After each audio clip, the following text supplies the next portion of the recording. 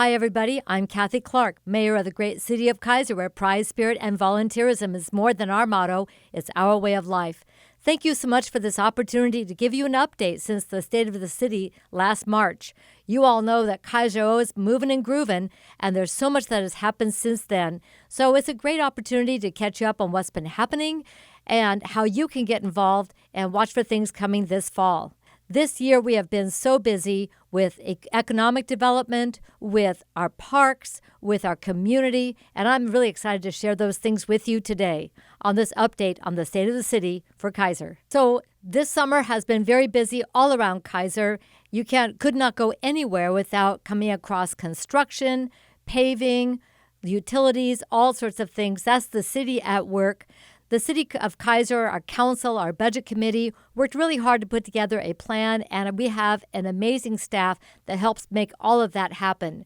You've been seeing new construction on River Road. We have a planning department that works very hard to be very responsive to builders, both for residential and commercial, and we're seeing those projects come to fruition right now. On River Road, we've got a 3-story mixed-use building going up at Churchdale.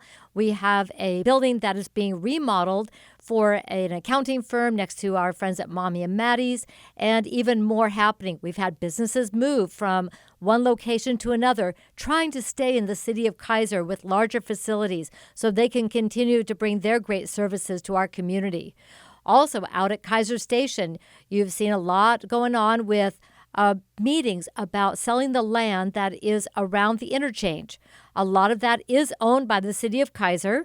Right next to the Keizer Transit Center, there's a piece of property that has been of great interest to a lot of buyers. And last Monday night, the Keizer City Council authorized the city manager to go forward with a letter of intent to sell the piece of property next to the transit center to Happy's Car Wash and to an oil change company so they can put facilities in there. So they're going to come back to us with a sale agreement as they work out the details and make sure that that land will be sold and will be put into production. The other pieces, the Chemawa and McLeod, there's been a lot of conversation, a lot of interest in that land. We know that having one of the key interchanges that's in an urbanized area on I-5 makes it very valuable, not only to a business, but also to the people of Keizer as part of our economic development plan. We also have properties inside of Keizer that are looking at developing. We've had some already developed. These are private properties that are looking to sell and develop, and that was what the urban growth boundaries and planning was supposed to be about. You look at the land inside the UGB, and then you develop it to use that rather than push out and leave spaces in the middle. So some of you have been seeing, and I've been living with it too, with the middle housing. We've adopted all of the changes to our comprehensive plan for middle housing, and the private market has taken hold, and it is happening. So you see some properties now that are developing with not just one, not just two, but sometimes 3 or 4 townhomes in our residential areas. Those are more affordable for families to be able to purchase homes, and we now have the way to divide those and allow people to buy homes right here in Keizer. We love home ownership. It's great for the family, for their generational financial stability. It's great for our community, and it gives us some stability for the kids as they don't move around from school to school, and they do better in school. Lots of benefits. Yes, we're going to have more people in our neighborhoods, and we might have more neighbors to get to know. I'm in the middle of that. I live in an older neighborhood in Keizer with deep lots, and we're seeing those develop. Private property, private development, and home ownership. I think it's the way Keizer wants to go, and this way the Keizer City Council in our planning and with our staff have helped happen in our community. So as we get more and more people moving here, we're getting involved and volunteering, we're going to have families that are invested in Keizer for the long term. So all of you who have been to our Keizer parks, we have 19 parks in our system, and some little tiny parks, and of course the crown jewel, Keizer Rapids Park. You've been seeing projects all summer long. Of course, we do the maintenance that we want to make sure everything stays safe and clean, but you've also seen down at Keizer Rapids Park more construction around the turf fields. Why is that happening, you ask? We thought we got the fields done. Yes, we did, and this was phase 2 of the development. So yes, the fields are in use. They are super popular. They're great for tournaments, for practice. We have lacrosse teams that have made it their home fields. We have so much activity down there, which is exactly what we had in mind.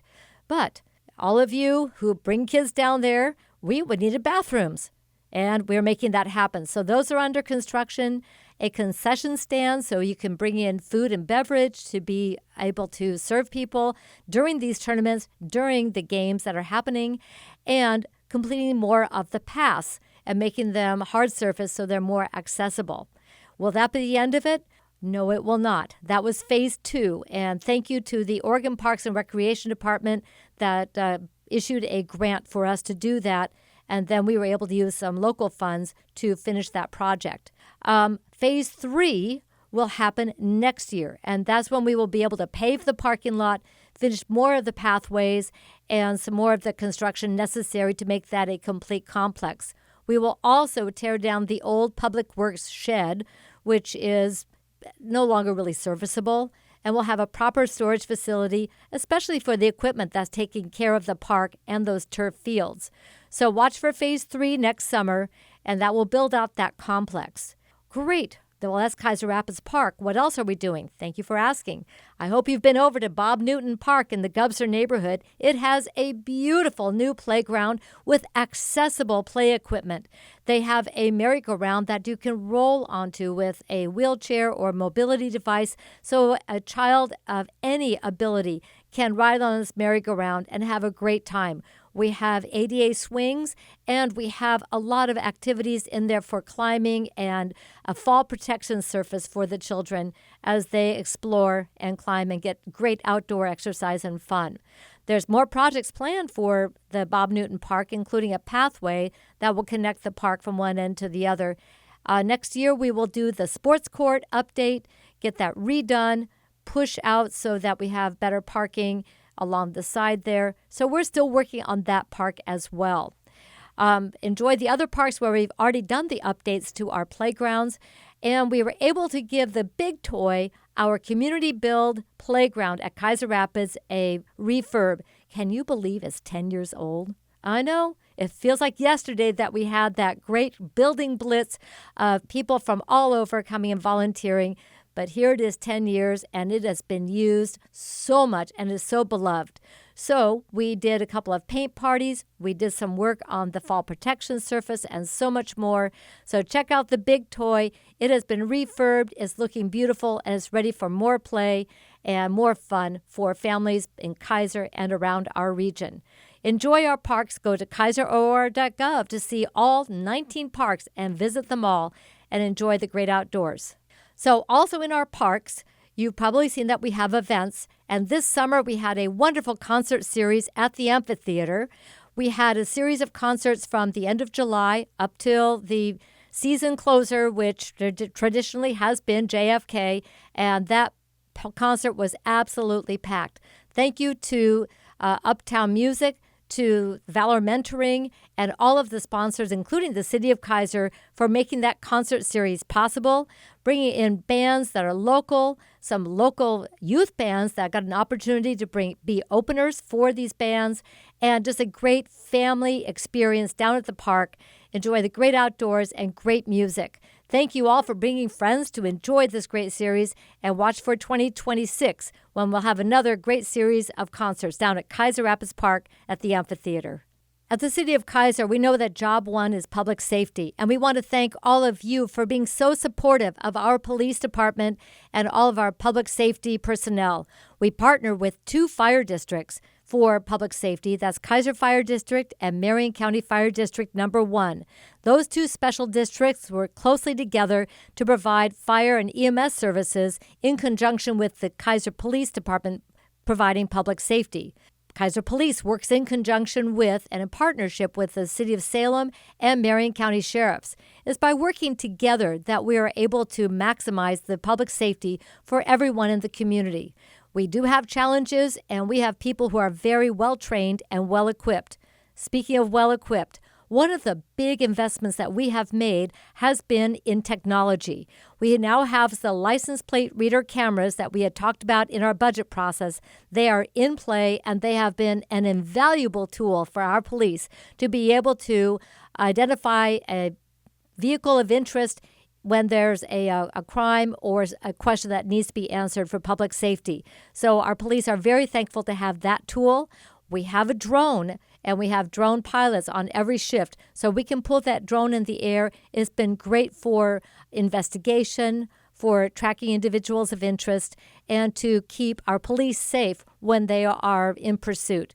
They can use that drone in ways that can get into places that a person is going to have more difficulty. And we want to keep our police officers and the general public safe as we're conducting police operations. So drones are now a very valuable tool. Body cams, the grant has been issued. They are on order, and we're looking forward to those arriving very soon. They are such an important tool for our police, for the protection of police and the public, so watch for that to come as well. The cameras in our parks. Again, thank you to the Budget Committee and our City Council for approving that purchase, and those are in operation. We're looking to expand them. They have been so invaluable for helping keep our parks safer, and when people do things down there, especially vandalism or graffiti, we're able to more quickly get information on those who are doing that and get that taken care of so they can be held accountable. So the great investment in technology help our police and code enforcement and so forth do a really good job. Speaking of code enforcement, on Monday night, we welcomed a new community services officer, Danielle Breitbach, and joining forces with Ben Crosby, our code enforcement officer, who is just amazing. Because you phone in or use our website to turn in complaints about code enforcement, they're able to use those reports to keep on top of keeping Keizer clean, livable, and in compliance with our codes for the benefit and safety and health of everyone. So if you have a complaint, please go to keizeror.gov, and there is a form for you to let our code enforcement officer know if there's something that needs taken care of. I really appreciate how our code enforcement knows most of the people who are experiencing homelessness in our community. They know them by name. They're people to them, and they really work hard to connect them to services and to what they need to leave being on the streets, but also to hold them accountable and say, it's important. No, you can't be here camping and so forth, but we do have resources, and we're going to work with you toward a healthy, safe, and secure outcome for you as an individual and for our community. Thank you so much for our code enforcement and all of our partners for helping in this public safety issue. I also want to give a shout out for our Keizer Police, where we welcomed 3 new officers who have joined our force. On Monday night, they had their badge pinning ceremonies with their family and friends and with the Keizer City Council to welcome them to the Keizer Police Department. I'm really excited that we're able to get these hires done. It's been a long process, but as you would expect, it is a challenging process to recruit and go through background checks for making sure we have a great fit for people who will be serving our community in this very important role as a police officer. I also want to remind you that as it's getting dark now, during the summer, it was easy to see people walking and biking and driving. It's getting dark. Rain is returning. And so remember all the things that we are teaching our kids through the Safe Routes to School program, through our partnership with the Council of Governments, who runs the program for all of our school district. Walking, biking, and driving, all of those have to be done. Pay attention. It's dark. Slow down. Especially watch out for the kids who sometimes get excited about where they're going and not paying attention. And pull those earbuds out so you can pay attention. A Safe Routes to School is a very important program, and you're going to see more activities this fall for learning how to bike, learning how to walk to school. Our Ruby Bridges Walk to School Day coming on November 14th, and so much more. So you can get involved with Safe Routes to School and help our kids get to and from their schools and wherever they're going safely. And we really appreciate all of us working together that we can keep our community safe, clean, and secure for everybody. Thank you so much for joining me today on the State of the City update. I really appreciate the Salem Business Journal for hosting this today, and I look forward to visiting with you again on what's happening in Keizer.